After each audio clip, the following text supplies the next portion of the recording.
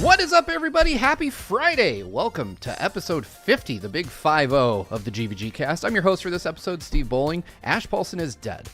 I'm joined today by my good friend and GVG co-founder, Derek Bittner, and for once, both members of the Good Vibes Arcade crew. If you don't know where they stream, twitch.tv/official GVG. Obviously, that means Brandon Miracle, who has been absent for quite some time. We're happy to have you back. I'm here today. The one and only Daniel Alba with his luscious locks. You're looking Hello. Fantastic today, my friend. Well, thank you. Whole ass snack. Before I flirt with Daniel too hard, this episode, like every episode of the GVGcast, is sponsored by the Game Orb. The Game Orb is a YouTube channel that brings commentary and gameplay footage from the Nintendo Switch and Xbox Series X gaming systems. While games like Pokemon Let's Go Pikachu can be seen on the channel along with others, the Game Orb will also now be adding Splatoon 3, Super Mario Sunshine, and Fall Guys to the gaming collection, so be sure to subscribe to the Game Orb at the link in the description if you're watching this later. We'll get it pinned up in chat here shortly for you. Thank you as always to the Game Orb. You've sponsored like every episode we've ever done so pretty far. much. So we appreciate you. And if you're at PAX, make sure to say hi to Ash for us. He's not actually dead, folks. He's just partying really hard. He's dead to us. Yeah, he's sending us pictures, and I just keep getting more jealous. Yeah, like all our friends are there, and we're not there. We're just here He's to doing like podcast. karaoke with all of them. It's like, what the hell? Yeah, she says, and Aunt and Fushi, and every cool person on Earth. And it must particularly sting for you, Derek, because you're like on the right side of the world for this thing. I mean, PAX East used to be relatively close to get to, but I'm further south now, so it's a little harder. And you know, I was hoping to go, but I need to wait. I need to get a little bit more financially stable before that sort of thing's going to happen. I hear ya. I wanted to go this year, and I said all last year that I was going to go, and I just ultimately didn't. But a bunch of our friends are there. If you're at PAX, Ash is actually holding a community meetup. Let me get the details up on screen here for you. It'll be from 3 p.m. to 4:30 p.m. Eastern outside the console free play rooms. So if you're at PAX and you want to meet Ash and hang out with a bunch of cool people, drop in, say hello. Yeah. I'm sure Ash will be more than happy. We did one of those at PAX West, and it was a blast. Most of us on the call, or most of us on the pod today, were at that one last year, and it was a lot of fun.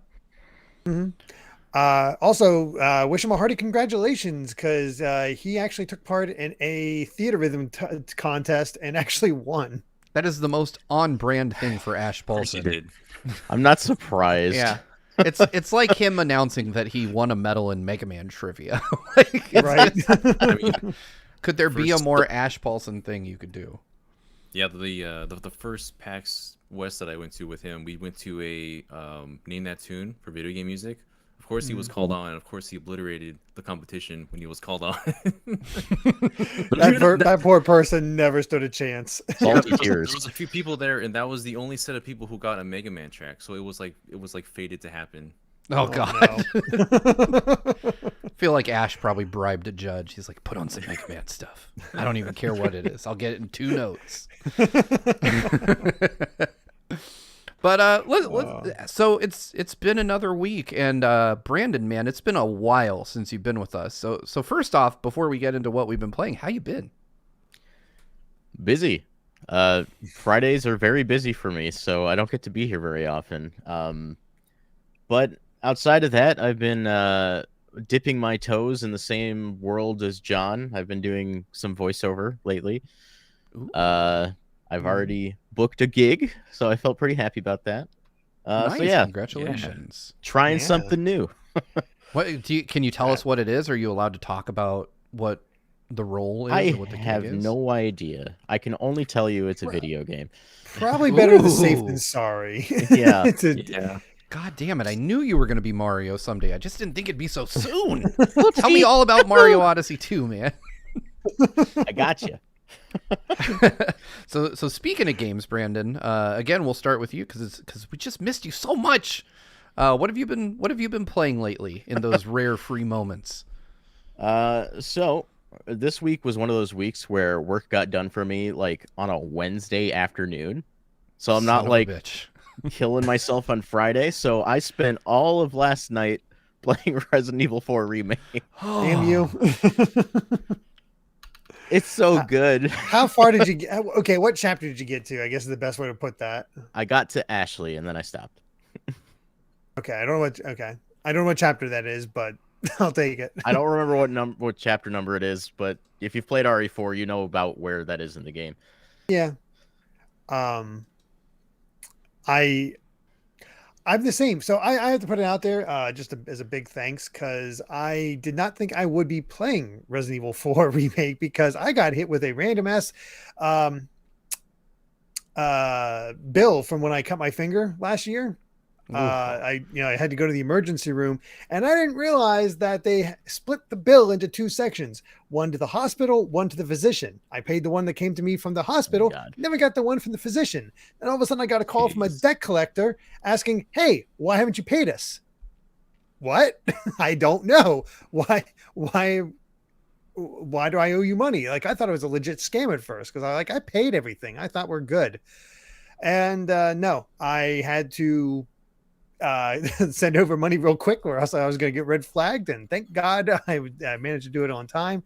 But that also took up a little extra money I put away for Resident Evil Remake. So I was going to be going without said game. But then Cutie Caitlin was super kind and gifted me the game, so I was able to play. I actually had another fan reach out and offer the same thing. So like, it's nice. It means a lot. So I really do appreciate that. And I was specifically told in exact words, I need to play this or I'm a bitch. So fair enough, So I mean, you can't ignore that. I mean, despite needing to get up with kids and make sure they're in school on time and whatnot, I stayed up until about 1:30 last night playing. Got through the first chapter at least. So I'm through chapter 1. Man, I'm so jealous. I want to. I was kind of holding out. I don't know what I'm waiting for. Last night I was just really tired. Today I thought, I'll pick it up and I'll play it before the podcast. Just didn't happen. I'm looking forward to grabbing it after the show's over tonight and sitting down with it.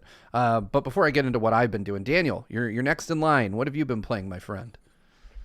So is everyone sitting down for this? No. Podcasters notoriously stand. I've never played Resident Evil 4. Whoa, actually, that's actually surprising with how often it's been re-released.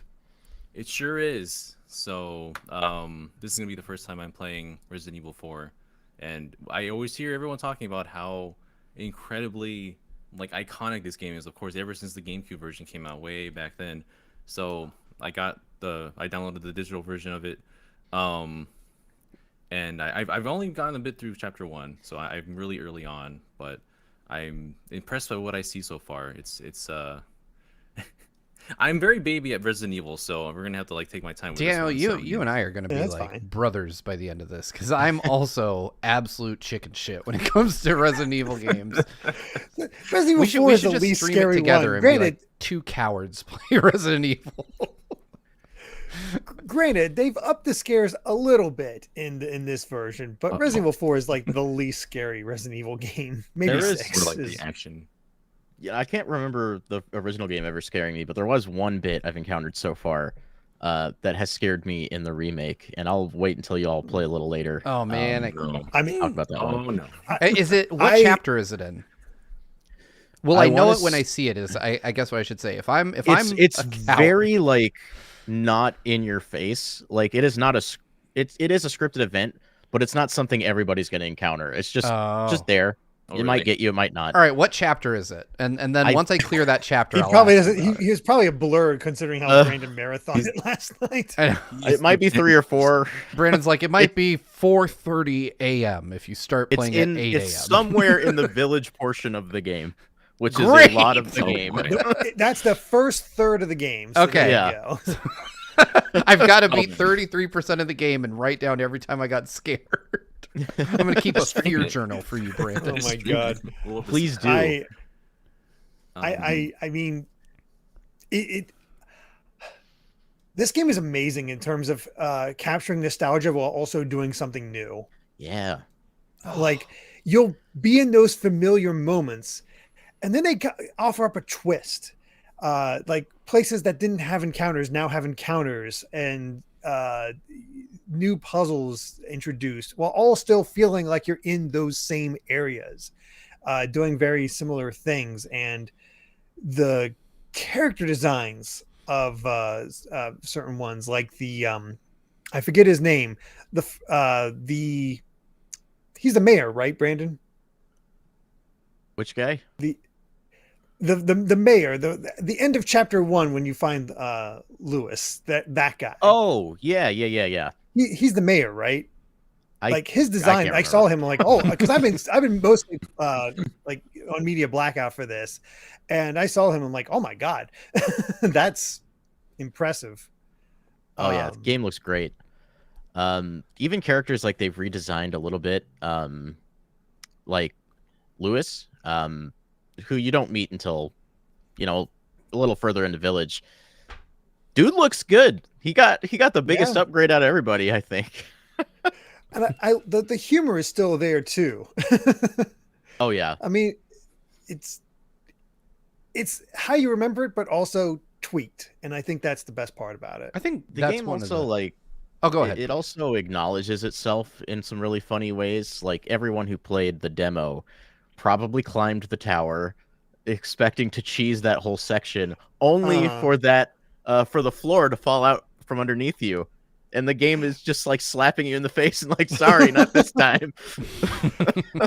I wasn't brave enough to try the TMP trick from the demo. I wasn't sure if that still worked. Did you try that, Brandon? No, I didn't try it. I didn't want to I was afraid, if I dumped all of my gear, I don't know if I was going to make it.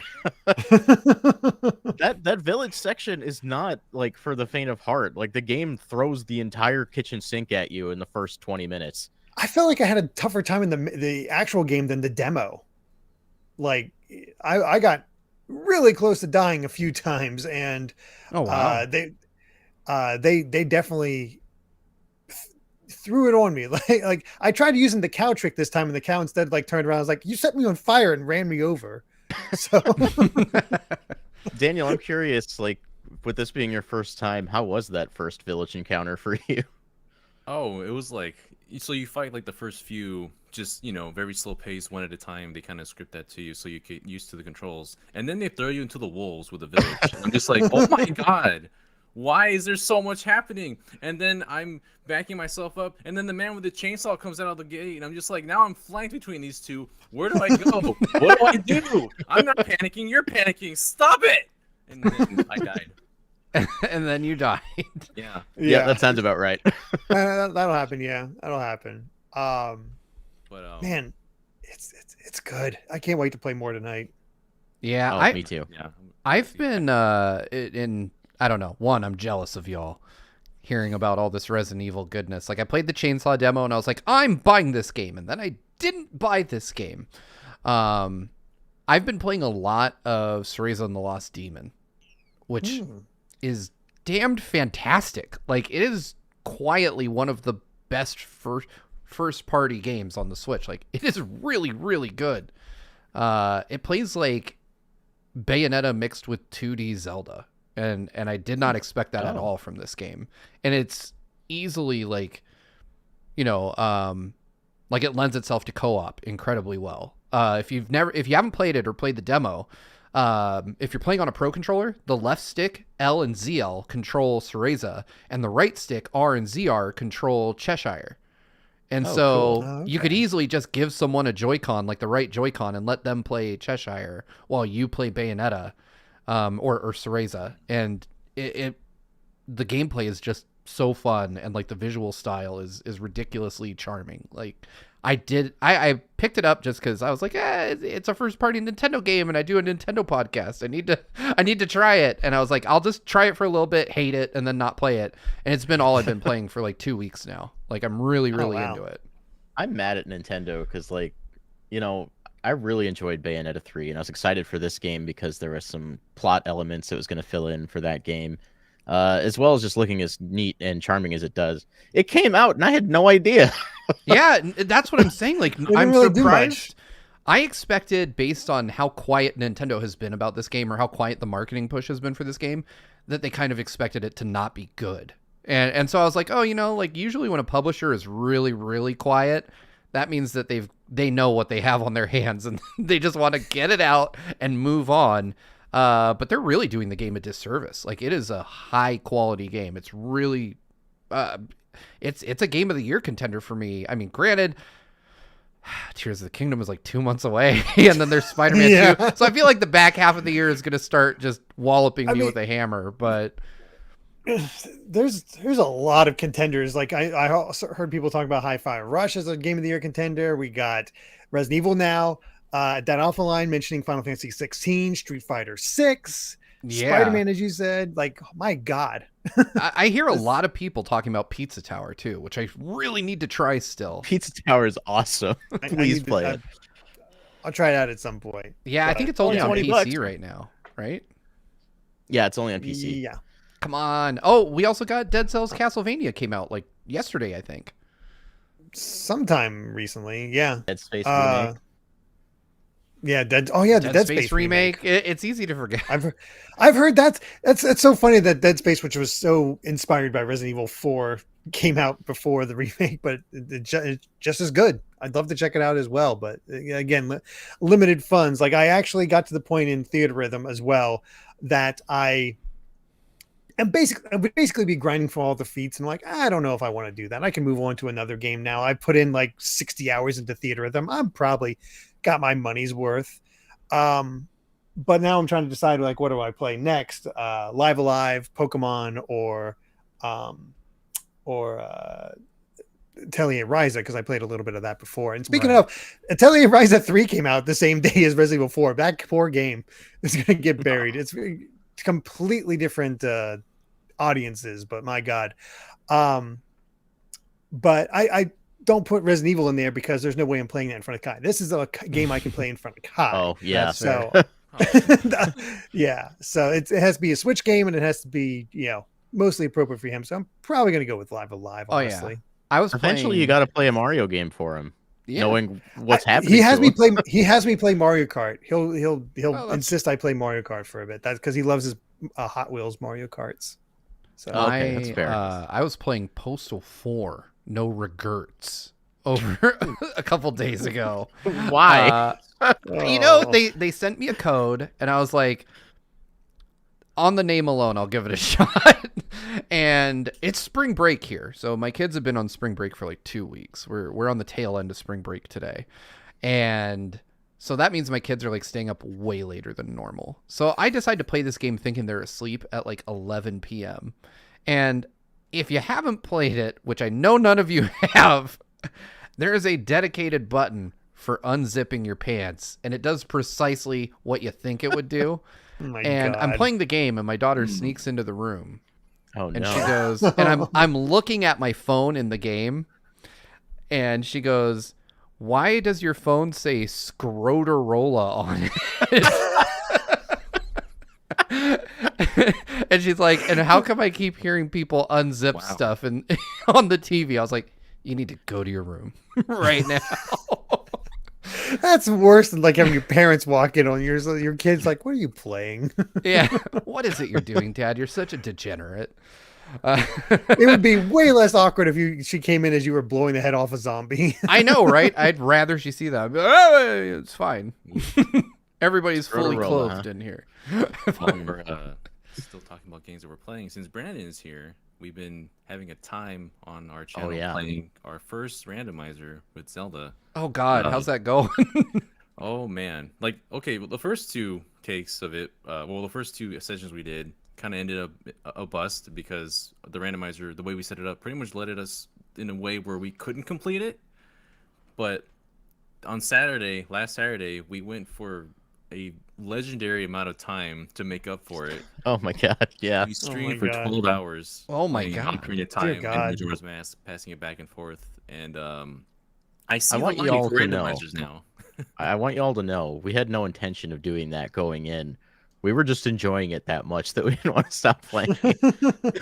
Yeah, that's amazing. We had a good time. We're still going. We're near the end now. We're coming up towards the end. Probably our next session might be the last of it. So I'm not trying to plug, but since Brandon is here, I miss you, Brandon, being on GVGCast. So I miss you too, man. I thought I'd just bring it up, and yeah, we might do more randomizers. Well, we probably will do more randomizers in the future. But Yeah, y'all started off seem with- to enjoy it. Nice. Yeah, Start make off sure with to a hard check that one. out. Twitch.tv/official GVG. I'll plug it for you. You know what else I miss? I miss reading super chats because it's been a while. I was about to say we should probably get the super chats. Yeah. So let's go ahead and start off with Jacob Tucker with one of the most cryptic and confusing super chats I've read on this show. Jacob Tucker writes with $2. How about that Silver and Elise calendar art, eh? And thank God for Derek because he figured it out. I saw that. I'm like, what? Because I was busy putting Kai to bed before the show. So I look at this, and it's art of Elise from Sonic 06 figure skating with Silver. And this is official Sonic Channel art. And I'm of two minds on this. One, I can't believe they brought her back. Two, she looks so much better here than she does in the game. Like, give her that stylized look. She fits in perfectly. Why did they go realistic for Sonic 06? Such a weird choice.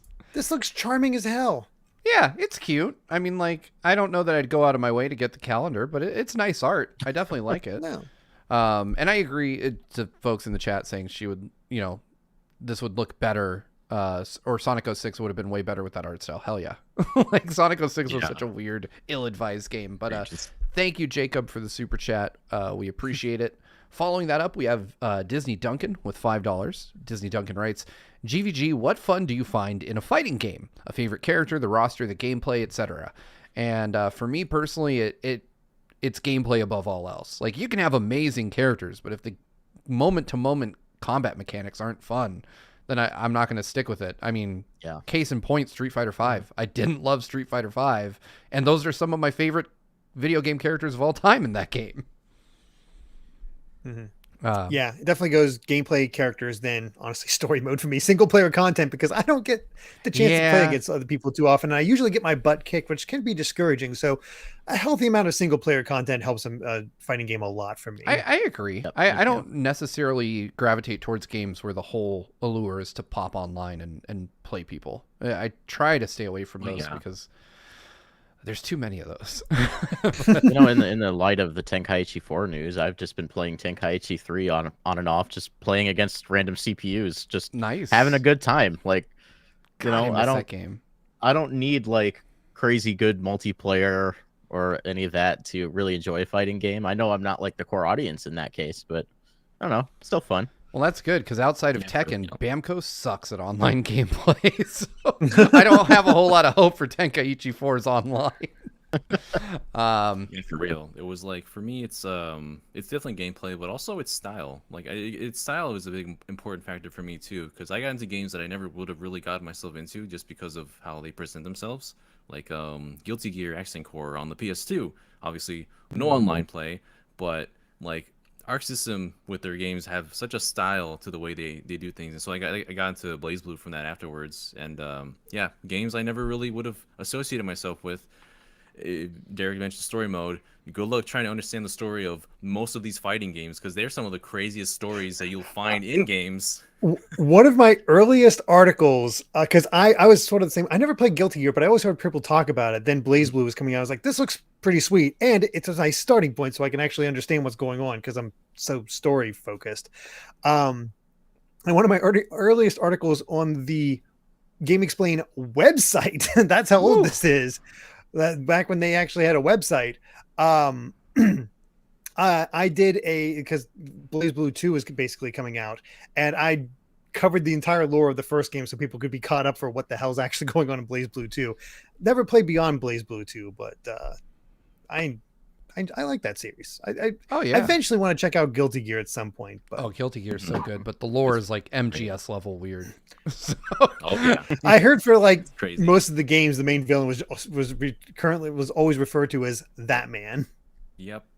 That is that's pretty accurate. But thank you, Disney Duncan, for the $5 super chat, and Disney Duncan comes right back with $2 more, asking our favorite video game zombies. And I'm gonna go with the zombies from Plants vs. Zombies, just because I don't know, they make me laugh. They're cute. They're funny.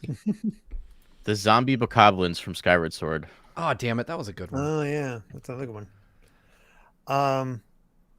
I gotta go with the Ganados. They're like, I love the intelligence slash them actually being basically zombies. Nice. I like Roddy Tops from Shantae. She's a cute character. Oh, that's man, a good that's one. a good one, too. Damn it. That's really good. All So right. hard. One more super chat, and then we're going to get to some news. Jaden Buck with $5. Crazy Question Fridays. Crazy question number 76. Is there a game from the 3DS or Wii U eShop that you will regret not purchasing before they close down? John did a great video on like a ton of different eShop games you should pick up. I don't know. I guarantee you there will be one where I'll be like, damn it. And then I'll be like, there's hacking for that. I just don't know. I couldn't name one off the top of my head. Probably like Kirby and the Canvas Curse or Rainbow Curse or something like that. I don't know. But that's not an eShop exclusive. Like I'd be pressed to think of an exclusive eShop game that I don't have that I want. Yeah, I think I got all the major ones I wanted to grab or can afford to grab. The one that I was like fretting over, like I want to get this, but I don't know if I don't really plug it in so much. So do I bother? I don't know. Was the Super Mario Brothers 3 Advance version on Wii U that came with those extra e-reader levels, and then Nintendo was very kind to put that on the NSO. So I'm that my one big regret or worry was taken care of. So we're all good. Nice. Well, thank you, Jaden, for the question. Let's go ahead and jump into the first bit of news, and I have a feeling at least 3 of you will have something to say. And that is that Mercenaries mode is coming to Resident Evil 4 Remake very soon, way sooner than I think most of us expected, on April 7th, and that comes to us by way of Destructoid. I didn't play a ton of Mercenaries mode in RE4. Like, I played the campaign on Wii, and that was all I played because that was enough for me. But Derek, what's your take on this? Are you excited to see Mercenaries mode come back? I wish John was here for this. I mean, Mercenaries mode is always a ton of fun. I think I played it the most in Resident Evil 5, but Resident Evil 4 is where it's absolutely got its start. But it's the timing. I'm really impressed on the timing of this because I honestly thought it was going to be in the main game and then it wasn't.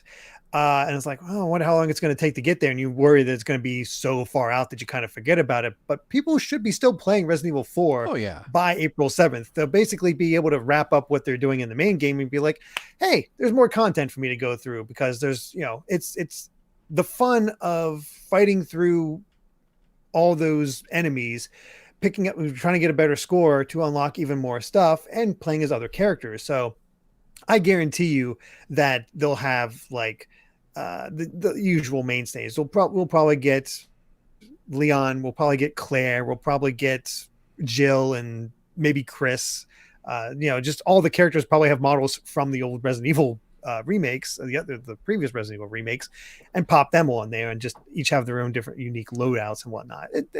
It's just a fun arcadey experience. It's a nice way to extend the game a bit. And it's a lot of you can get some special weapons and costumes to it as well. So I don't know if that's the case in this, but that's cool.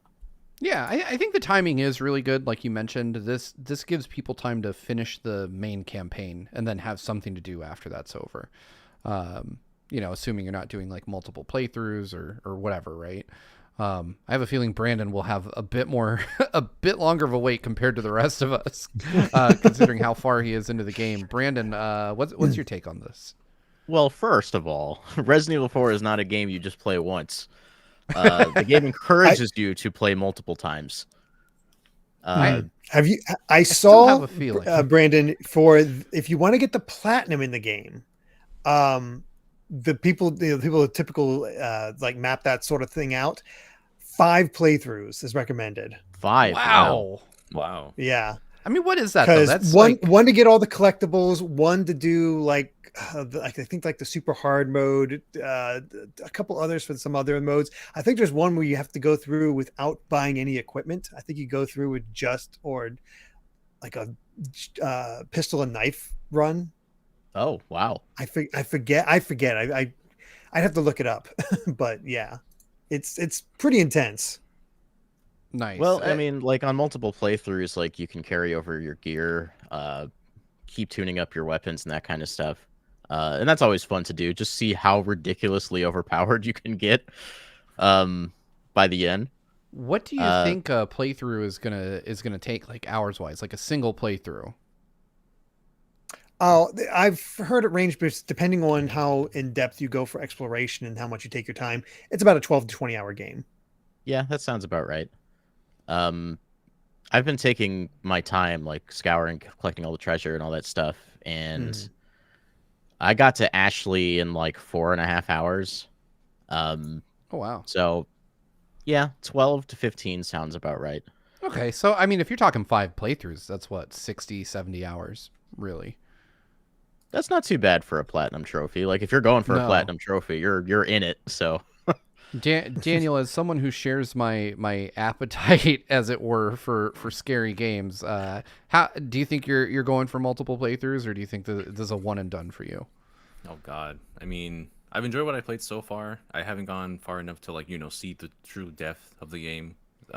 So I imagine, depending if I'll take my time on the first run through, because I want to like see what I can find, explore, like even after I complete it once. Maybe I'll dabble with the second playthrough. We'll see, but probably not 5. That's Yeah. a lot to count on. I mean, for me, playing through any game 5 times is kind of a non-starter, just because I'll platinum a game if it has, it's funny because if it's presented in a way like, oh, hey, you can spend 60, 70 hours to get a platinum in a single playthrough, for some reason, that's way more palatable to me. But I'm like, 5 playthroughs, even though it's the same amount of time, I'm like, no way.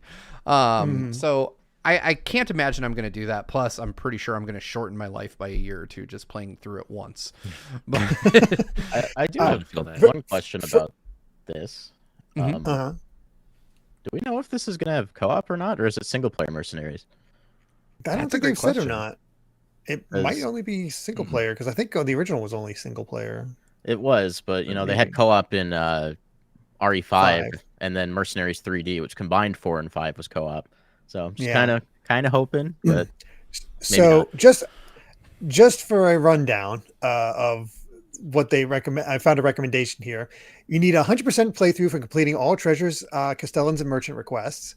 You need a playthrough on standard difficulty with a final rating of S+. You need a playthrough of, so you can stack those first two. A playthrough on hardcore difficulty with a rating of S+.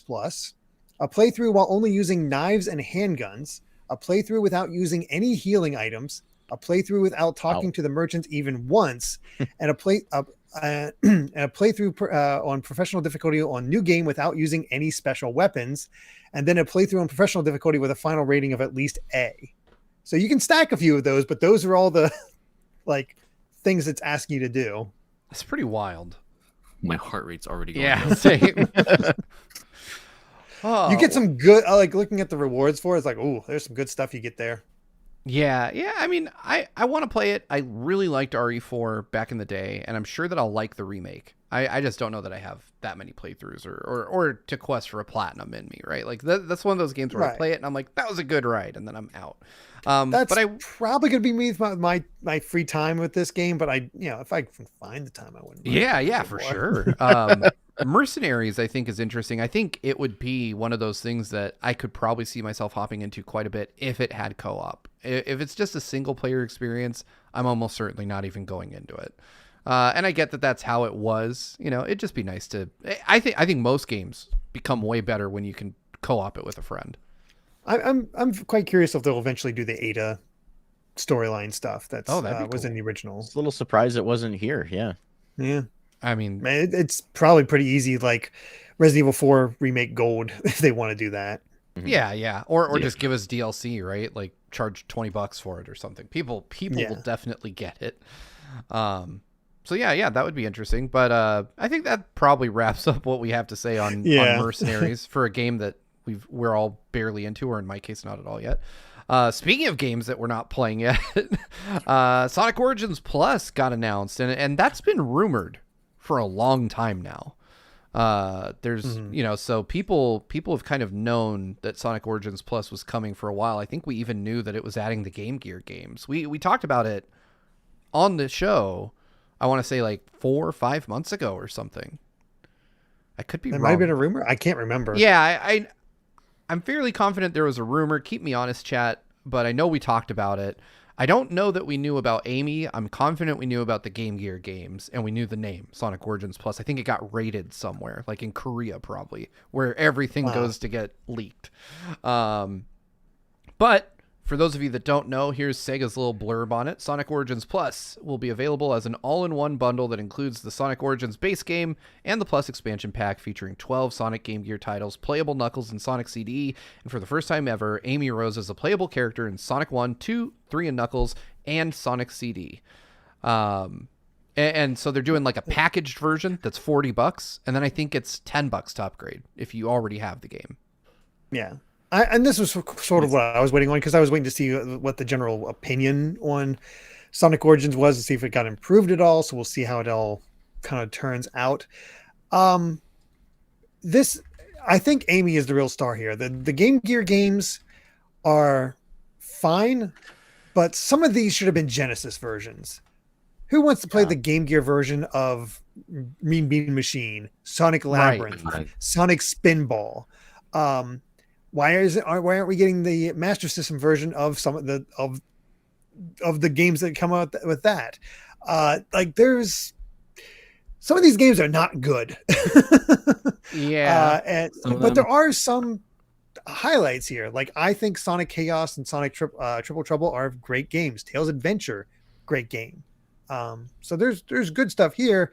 It just feels like, I feel like this would be more impactful. And I know it's not a great game either, but it also has never really been re-released. Where's Knuckles Chaotix? Right. I would like to have that. That of all the Sonic games I played in my youth, Chaotix was not among them. So I'd like to have a copy of that in some form. Yeah, I'm not I think I'm a bigger fan of the stuff they've added to the old games, like having Knuckles in Sonic CD and having Amy as a playable character in all of the games, that were part of the original package is really cool to me. The one thing that bugs me, rubs me the wrong way about this is, and I didn't think about it until John mentioned it on Twitter, was that the ending of Sonic Origins makes it feel like this was the plan all along, because Amy is heavily featured in the ending of the game. And when when you see that they have her in all these games now and that her moveset from the games is in the ending of the game, you're like, they definitely knew they were going to do this and they just held it back. Which to me, I don't love, I'll be honest. I don't love that. But I'm a sucker for old school Sonic, and playing as a new character in these old games is definitely going to make sure that I buy it. Like, I'm definitely getting it. What's our over under? Do we think we're getting actual Super Amy, or are we just going to get, is Super Amy going to be just like a filter effect? Man, that is tough. We've waited so long for like Amy to be playable, and like we probably have played mods and such, but there's something in seeing it in an official capacity that makes it feel that much more special. And if they don't have Amy transform and turn gold like the other hedgehogs do, all the hedgehogs, they turn gold, like Sonic, Shadow, Silver, you name them. And if they just turn Amy to like a lighter shade of pink, I'm gonna feel ripped off. Just Agreed. I don't even think she needs to turn gold, but if she had her own unique, cool color, that might make it more special. Like Super Shadow was silver with like his red streaks still. So I'd be fine with her being, I agree though, it needs to be a different sprite or a heavily modified sprite, not just like Super Tails. Yeah. Tails is like, it's Tails and Knuckles, they just like shine. They did them dirty, man. Such. I like Purity Chalice, Rose Gold. Ooh, that's good. Really good. Yeah. Pink gold Amy. Pink gold Amy. Pink gold Amy. But yeah, like I really want to. I'm so excited to play this. Like I'm gonna play Sonic 3 with Amy, and I'll probably dabble with the Game Gear games, because I played those Game Gear games. Like that's the first game I remember actually playing is Sonic 2, but on an actual Game Gear. And oh god, that game is the hard. fact that you still love games now is so hard. I got a soft spot for it, but the other version of it, like on the Master System, is a lot better because it extends the view that you can see everything, and it's the limitations that make that game so hard. So while there's still ones that are still really like integral to play, like Sonic Chaos, Sonic Triple Trouble, as I was mentioned, really good titles in here, but also some that just don't benefit from the limitations they give it. They could have done all these other advanced versions, but I don't know. I guess it's another way to play them, because I've been playing these since you can unlock them in Sonic Adventure DX, like on the GameCube. Oh, wow. They will not stop releasing these Game Oh Gear no, they titles. love shoving in these Game Gear games. Mhm. I'm not super stoked with this whole setup. Like, I would have honestly just taken Amy and Knuckles and CD for like $5 and just left the Game Gear games out personally. But you know, it's fine. I don't know if I'll try it. Like, Amy is the biggest draw for me, and I don't know if I want to spend $10 on that. Yeah, Right. I agree I with do, that. I'm a sucker. But I'm gonna end up picking it up, and that's just, you know, like, I'm a sucker for this stuff, and also they got me with the whole reversible like Genesis cover art for the physical. I'm like, I need that. I don't need it, Yeah. but I need it. Anyway, before we get to our next news story, let's go ahead and read some more super chats here. Lord Clump with $5 writes, I have a question for once. Thoughts on the Pokemon anime ending? And your timing couldn't be better, because I watched the ending of it. I didn't watch the whole like mini series up to it, but I watched the very last moments of Ash and Pikachu on screen, and I got a little choked up. It was a little tugged at my heartstrings a little. I still gotta watch. Haven't watched it yet. All right, then I won't say I- anything about what happens. I've looked up what it is. It seems satisfying. Yeah, Is all I'll it's say a, without spoiling anybody. I'm 2 episodes behind right now. it's a good end for the character. That's what I'll say. So thank you so much for the $5 super chat, Lord Clump. We appreciate it. Following that up, we have Soulcaster with 220 Canadian, who writes, no worries, haven't touched the RE series since 2. I don't remember what we were saying when that super chat was sent in. Maybe it was me saying I haven't played Resident Oh, Evil. maybe. Oh yeah, it could be. Maybe. I'm still with John. I really feel like it'd be cool if Capcom released an Origins collection of Resident Evil, like the original versions of Yep. 1, 2, and 3. Would be really cool. I think that would be Especially rad. because there's the GameCube versions, which are basically the best versions of those games. So Yeah. let's do it. Agreed. That would be amazing. Yeah. Thank you so much for the super chat. Following that up, we've got Mako Born with $5, who writes, speaking of Resident Evil, I just watched the movies. Why was this crap even greenlit? They're so bad. They're really bad. That was a different first era one's for video game decent. movies. How many did you guys all watch? Because I think the last one I remember watching was the one with Nemesis, which I think was 2. I think you're right. I've watched that Yeah, it one. is I think two. it went I to don't- 7. I think I bailed out after that. Dang. I watched 1, 2, and 3. After 3, I was like, I don't know why I'm doing this to myself. But as a standalone thing, I think 1 on its own is a fun movie. If you don't look at it as a Resident Evil movie. It has a scene that inspired the series. The laser Yep. sequence. That's Yeah. iconic. That's a good scene. Mm-hmm. That's true. I will say, though, that first movie is more fun to watch than any of the CG Resident Evil movies they put out. I watched like the first 2 of those. I'm like, oh my god, it's so boring. They're really not good. No, Capcom has this thing with CG movies of their franchises. They did one for Monster Hunter and it was garbage. ugh, Please just don't do it anymore. Just stop. no. Yeah, true. But thank you so much for the super chat. Following that up, we have Trace Hall with $5, and then we'll move on to the news. Howdy, y'all. I can't believe the game's coming out. And also, are y'all going to converse? I'm not Ash, dude. I'm not going to read that. Ash fell for it last time. I'm the host today. I'm not reading that. But if I had one, it would smell incredible. That's all I'm going to say. I'm reading. I don't know if I still get it. I'm like reading ahead, like reading it in my mind a few times. You'll get it. Like, just sound it out in your head. Oh my god. Oh my goodness. slow. Anyway, Ash dodged a bullet today. yeah, that's right. Yeah. You got Ash, but you're I not would've- getting me. Thank I'm God not you're going hosting, because I down. would have walked right into that. Yeah. Kaiser the Fighter, $2. Lupin the Third versus Sly Cooper. Lupin. Yeah, I'd Easily. say Lupin. through the power of anime. And then one last one from Trace with $2. Thank you for holding a funeral for the eShop tonight. You almost caused our own funeral tonight, Trace, but I love you anyway. All right. All right. Final story of the show. Redfall developers are listening to fan feedback and looking into getting rid of the always online requirement for their game. And if you don't remember Redfall, that's okay, because every time I see it come up, I'm like, oh yeah, that. It's that like the vampire game. Yeah, the co-op vampire game. Yeah, co-op vampire shooter. Looks kind of neat. One of the very few like Xbox games that they have coming. Xbox always does this stuff with like having always online requirements and then finding out, oh, people still don't like that. I guess we'll try again later. I'm a little surprised that they haven't just completely shied away from it. Yeah, it's just what they want to have. That's the future they want. Yeah. I mean, I put it in here just because, I mean, it's nice to hear a developer listening. Yeah, I agree with that. Yeah, they said that they did say that like it might take a bit, so it might still be there at launch, but they're looking into getting rid of it fully. So it seems like it's going to be a process to remove it. Well, yeah, so, untangling that kind of stuff is always difficult, right? Because if they've built it into the code of the game, then they have to take it out and see what breaks. Yeah, I like when developers actually implement stuff based on feedback from the fans. I think that's always a good thing.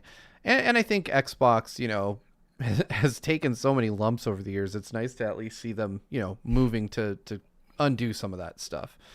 Some of the damage that they've been doing, I guess you could say. They just need games. that's what we're like. Thank God we had Hi-Fi Rush, but what else? Microsoft is really in a weird place, right? It seems like they're more preoccupied with the Blizzard merger than they are with putting out games. Like, they really just want to get Activision. That's all they want.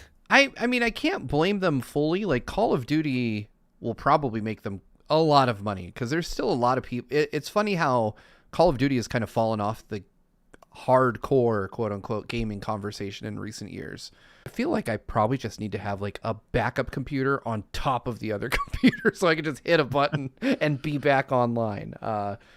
No, in reality, this is like the first computer that I've not built myself, and I'm starting to think that I'm way better at building computers than people who sell them for a living. Anyway, it wouldn't surprise me. I'm that nerdy. I don't know that I should advertise that really, but anyway, thank you guys so much for your patience. I've lost all our super chats, so I don't know where we left off because I will find it. Okay, I got it. Awesome. I got our next one. So I think, what were we talking about when we crashed? We were talking about Redfall, but I figured Redfall, and we got into Call of Duty and how it's become like a sport, like almost like Madden. Okay, not a whole lot to converse there. I was just looking for news. We needed some news. We can't just let this week go by unmarked. But yeah, so let's see. Derek, do you want to read off our next super chat? Yeah, I'll go through the super chats. So next up is Disney Duncan with $5 saying, "Do Redead still scare you? Hope they're scary in Tears of the Kingdom." No, not really. Even I'm kind of over it.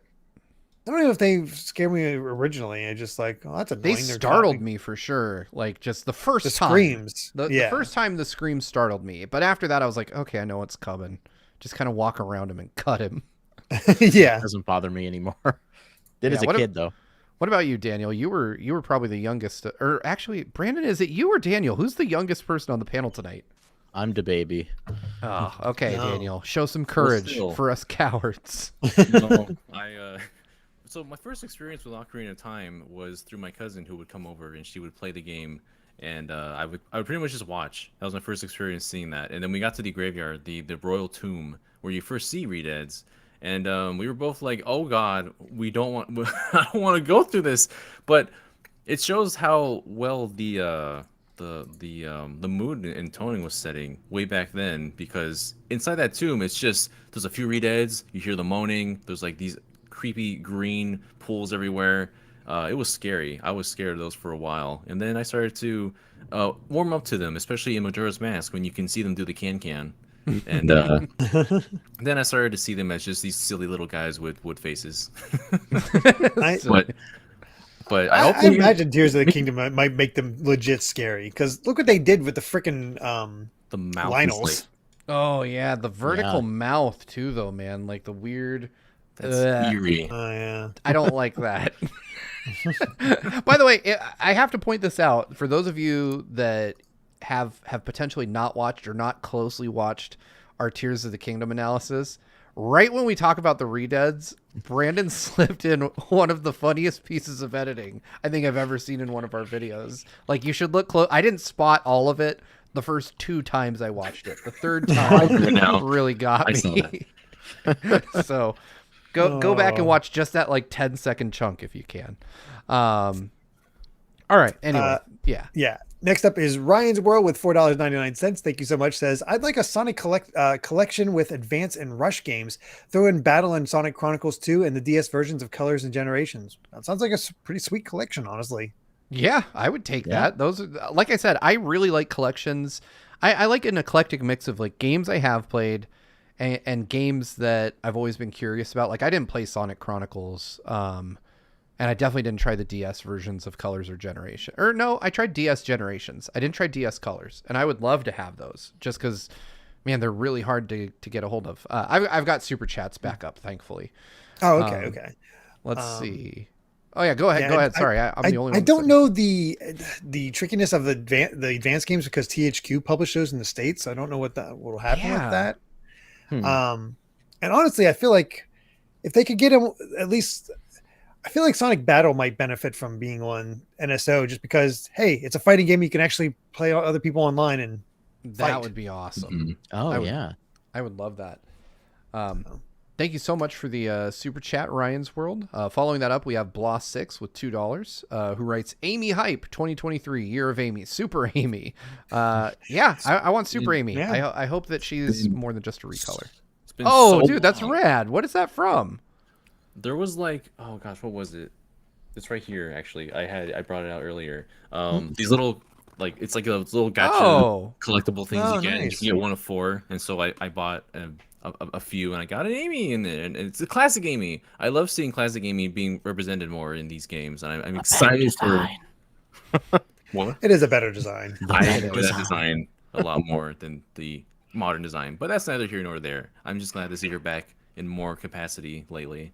Nice. And she's gonna be playable in Frontiers as well, so that's exciting. Oh yeah. That's forgot about right. that. Huh. I forgot about that as well. You're Yeah, Amy. Could be. Yeah, you never know. All right, 2 more super chats, and then we're going to go to our patron topics and close out the show. And then if there's anything left over, we'll read those at the end. Pyro Jack Daniel with $10 wrote, Knuckles being playable in CD as well as playable Amy makes me believe that headcanon are more involved with developing Sonic 1, 2, and CD, unlike the original release where they worked on 3 and Knuckles only. That would be great. Headcanon's very talented. Yeah. But I yeah, love that. time will tell, right? Thank We'll you see. so much for the super chat. And finally, Disney Duncan with $2 more writes, have you seen the RE movie reboot? I didn't like it. I haven't seen it. I kind of Welcome to checked Res- out of RE movies. I was hopeful for it, but when I heard they combined 1 and 2, like, come on, there's enough story there in 1 and 2 that you could make their own movies, and they just no. I didn't hear good things. Like I heard it was even cheaper than the Paul W.S. Anderson versions. Ooh, that's rough. That is not Also- great. Also, they butchered Leon's character from what I've seen. Oh, yeah. A lot of those look like source filmmaker movies, like like the 3D like RE movies that I've seen. I just kind of checked out of those completely. Oh, I did miss. I'm so sorry, Ryan. Ryan's World. I missed one of your super chats because they were one right after the other. So I scrolled down and was just like, oh yeah, Ryan's still there. They had another $4.99 one earlier. I'm sorry for missing it. Can Nintendo port Woolly World, NES Remix, Xenoblade X, Zelda Remakes, Sonic Lost World, and Rainbow Curse to Switch so I could throw my Wii U away? I mean, That I feel like Rainbow Curse would be hard to port because that used the gamepad pretty heavily. yeah. I mean, maybe if it was a handheld mode only game, but those are pretty rare on the Switch. They almost They never have make- some handheld, traditionally handheld only games where they use like gyro pointing It's not elegant, but I guess it would Yeah, work. that's true. Mhm. It's hard It to- could it's be hard to done. do I just those. think that was one of that whole list. That's the only one that I can think of where I'm like, yeah, that one really was designed with the gamepad in mind. But Yeah, where there's a I mean, will, that- there's a way. The issue with that one also is like you have this gorgeous looking game and you're stuck looking at the gamepad the entire time. Yeah, 480p, That's what baby. made me Mhm. furious while playing that. And there's games that have done like motion or touchscreen, like The World Ends with You was made in a way where you can play handheld with touchscreen controls, or you can do it on TV with like gyro controls. But honestly, like just having it in handheld felt the more natural way to do it. Yeah, but definitely still, playing in handheld. no idea why it's behaving the way it's behaving. Like just now, it blipped out everything. You guys Yeah. are witnessing the death of my computer live on YouTube. Oh no. We should probably get to the patron. Yeah, patron topics. Patron. Yeah. Do In the oh my god, I don't even know what's going on now. Like everybody but me is frozen. That's awesome. Oh no. Yeah, Brandon is invisible. Daniel is mid blank, and Derek I'm is smiling invisible. at least. Oh, I see I need to now. look at this. I Yeah, just brought it up on YouTube. it's not great. Brandon, We're- he's gone.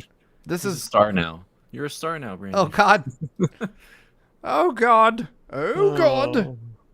So for those of you that are wondering, and those of you that know anything like about technical stuff, my CPU is just randomly overheating, and nothing's working. So we're just gonna get through the show. Derek, what's your patron topic? Well, I figured we could get even more Resident Evil talk in here because with Dead Alpha Line saying Happy Resident Evil 4 launch day, everyone. With the remake out now, how many copies of Resident Evil 4 do you currently own? Also, another quick question: do you think you should get the remake? What do you think should get the remake treatment next? 1, 0, Code Veronica, or the Revelations games? I think I only own one version. I rented the original GameCube version in college. And that's why I beat it in a weekend. And then I bought it on Wii, which worked out for me because the Wii was the best version. And never got any since because I really liked the Wii version and nothing was really added that I was like, I don't need to have that. I still have the Wii. So that's how many I own. As for what should get the remake treatment next, absolutely Code Veronica. That's the one that probably needs it the most. Yep. 1 still looks good and holds up. You can really start with 1, and yeah, it has a different style to the recent remakes, but it holds up amazingly well. Having played it relatively recently. I also want I don't want remakes, but give me re-releases of Umbrella and Darkside Chronicles. I love those games. Yeah. Yeah. Oh, no. I can't speak for Oh, you gotta be the. kidding me. I think Steve boy. died again. Are we here? Are we live? I don't know. Are we? I'm still here. Oh, Barely. Okay. I was about to say. I guess we'll keep going. Yeah, I can't speak for Chrome the is sec- acting weird. Like my whole computer, like I'm not kidding when I say I think we're watching my computer die in real time. Like Oh, no. everything is crashing very slowly. So like my Chrome is crashing every now and then. OBS is just locked, but it's working. It's still outputting video to the internet. no. So yeah. Anyway, sorry. Don't let me interrupt. Please keep going. We're I don't have too we're much on to say borrowed for this time. one, Since I can't speak for the second one, part of the question, because I haven't really played any other Resident Evil because I own exactly one copy. It's the one I bought earlier today, and that's how many I own of RE4. Yeah. But yeah, that's I'm excited to keep playing it, and I'm ready to see what everyone keeps talking about, and I hope John won't hurt me for saying I haven't played RE4 yet until He now. Nah, he'll be excited. What about you, Steve? I'm sorry. There's been a lot going on. Can you repeat the question? How many copies of Resident Evil, the original, do you currently own? And Oh. what do you think should get the remake treatment next? Okay, so I from agree Resident that Evil. Code Veronica, because it's kind of stranded, right? Like it hasn't gotten a new coat of paint in quite a while. As far as copies of the OG Resident Evil, if digital counts, it's still just like one. I have one. That's me. We're not Some Call Me Johnny has like 6 copies of a lot of different games. Right. Oh goodness. All right. Well, that's my question. Thank you so much, Down Alpha Lion. I'm going to take over a little bit, Steve. Since, Please since you have do. your whole thing going on. I'm holding this together with duct tape and prayers. Brandon, what about you? What's your patron topic? So mine comes from, is it Akil? Is that Think how you so. say it? What are some of your favorite fighting game super moves, like Ryu's Shinku Hadoken? For this question, I think it's fair to consider Final Smash as the super moves. My favorite like traditional fighting game super move of all time is Buster Wolf, because I love the way Terry says Buster Wolf. And Oh, there's man. just something so powerful about him lunging at the enemy, making contact with his fist, and then punching with the other one. It just feels good to land. Oh man, Um, hold on. You left out the best part of Buster Wolf. Is that what? right before beating the piss out of you, he Oh, asks, "Are you okay?" are you okay? Oh, Yeah. isn't that only in Garo though? He didn't do that until Garo Mark of the Wolves. Garo Mark of the Wolves is the only game in that series I own. Oh, okay. I think he does it in CVS also. Like I'm pretty sure. That I think they came out after CVS. I think Garo is the mark of Yeah. the beginning of him saying, "Are you okay?" But yeah, audio okay, Buster Wolf. I love it. It's so good. It's the best Oh. kind of English. The best kind of English. All right, I'm gonna jump in on this one. My favorite is Ryu's Mets Shoryuken from Street Fighter 4 because, like Brandon, I'm a big fan of gut checking someone with one punch and then hitting them with the other fist right after. If you've never seen it, Ryu. It's so powerful. Gut checks them like Oh, no. he winds up a good punch. I'm still here, I swear. He winds up a good punch. He punches you in the ain't gut, good. and then as you float up into the air from it, he hits you in the chin and then goes flying up into the air and like breaks your face essentially. That's mine. I'm trying to remember mine because I've not played a lot of fighting games. I'm trying to think of the super moves from them, but I did always really so I really enjoy Marvel vs. Capcom 3, and my team was always Felicia, Deadpool, and X-23. And I always enjoyed theirs. You got to give it to Deadpool, though. I mean, the character can definitely wear out his welcome, but it was definitely fun at the time where he just beat you over the head with the life bar for his super move. Kind of just perfectly in character. Oh, I love that. I didn't know about that one. Oh, you didn't? Oh, you haven't seen it before? Yeah. No. He really? takes his life bar and smacks him over the head, and then he takes the super bar and bats him away. Oh, that's great. Yeah. Anything that breaks the fourth wall like that, I love seeing. And then, yeah, definitely in character for someone like that too. Gosh, I don't know. I could. I guess Smash is really the only one I can really like pin down and mark as one. If I were to pick one, I love how in every iteration of Smash Brothers, ever since introducing Final Smashes, DDD is one of the characters that has a different one in every single game, and his one in Ultimate is by far my favorite. He just turns the game into a steel cage match, with the Mass DDD mask on, just blasts the enemy with rockets and spins around and then smashes them through the cage.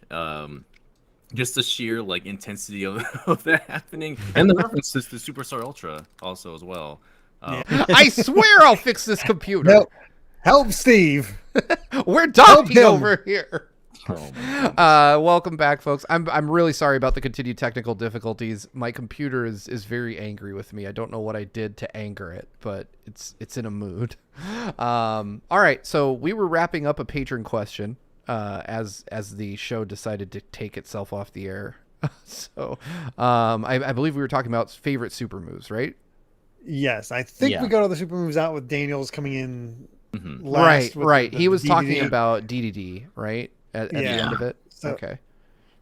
So, Daniel, why don't you do your patron topic I'm gonna before try. we die again? My question comes from Chris Turlock, I believe the last name is.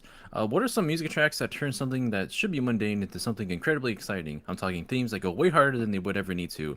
Some examples are Moradane theme from Xenoblade 2, turning a desert wasteland into a bombastic adventure, or the original Corner theme from Ace Attorney, turning a courtroom interrogation into an anime as hell battle of the minds. Gosh, so I don't know about like entirely mundane into super exciting, but one that I know really set the mood for me was it's a very quiet kind of exciting. It happened during Breath of the Wild when I first got into the Lost Woods, and just it's very calming in there. but like the way that the music plays in the mood and the sound effects that accompany it made it feel like I was on such a fantastical adventure. I don't know. There's something about that I really appreciated because most of the game leading up to that point, it's very quiet and it's very it's very like low key essentially. But getting to a place like that, that was very memorable to me. As far as like mundane to maybe not incredibly exciting, but it got me like a different kind of excited. I don't really know how to like frame how I felt during that, but I was like, I'm on an adventure here, and there's like a mystery, and yeah, it was just really cool. What about you guys? I think I felt a similar way with Gusty Garden Galaxy the first time. Not that that level is mundane or anything, but like the song is so much bigger than the actual level itself. Mm-hmm. So like it's so memorable for me because of how bombastic that track is. When the level itself is, it's fine. It's not exceptional, but it's not bad. It's just okay. But the song makes it for me. So yeah, It's become Gusty so Garden. it's become so iconic that they associate that directly with Mario Galaxy now more than like Good Egg Galaxy, for example. Yeah.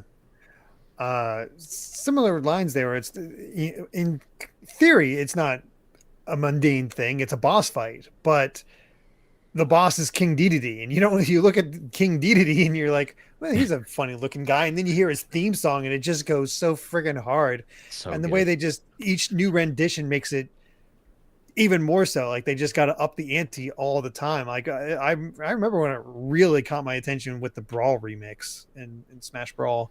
That was like wow.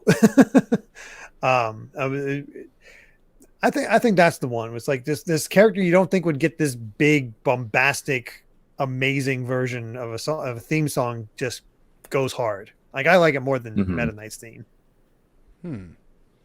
For me, I would have to go with something way closer to Ace Attorney than I thought I'd be going with. The Trial in Chrono Trigger. Like ultimately, I didn't think I'd care too much. Like, oh, it's just another story beat. But like the music they used during the trial actually had me like waiting on pins and needles to see what would happen to Chrono. I'm like, please don't kill my boy. Even though How'd you screw up? Yeah, exactly. So, yeah, music can definitely make or break the scene. All right, Steve, we're down to you. It's my turn. Let me pull mine up. I've been through a series of events recently that has led me to need to look at the question once again. Let me grab it. I know it's from Cutie Caitlin. All right. Well, while you're looking for that, we did get 2 super chats. And I want to get these read out in case we Thank die you. again. Yes, please. First is from Disney Duncan with $2 saying, "Did the stream die with my Redead super chat?" Yes, we're going to blame you. Oh dear. How dare you? It's all your fault. Then M Corax 88 with a $10 super chat. Thank you so much, saying, "Hey there, don't chat a lot as I normally catch these casts the next morning, but here live now. Sorry for the troubles. Looking for good vibes as I try to beat my 8K race time on Sunday of 33 minutes and 46 seconds at the Chicago Shamrock 8K. Good luck. My God. Yeah, Wow. go. 8K in 33 minutes. Holy crap. I couldn't do That's 8K in impressive. 33 Wow. days. I don't think I could either. Right? But yeah, congrats. All right, I've got my question loaded up.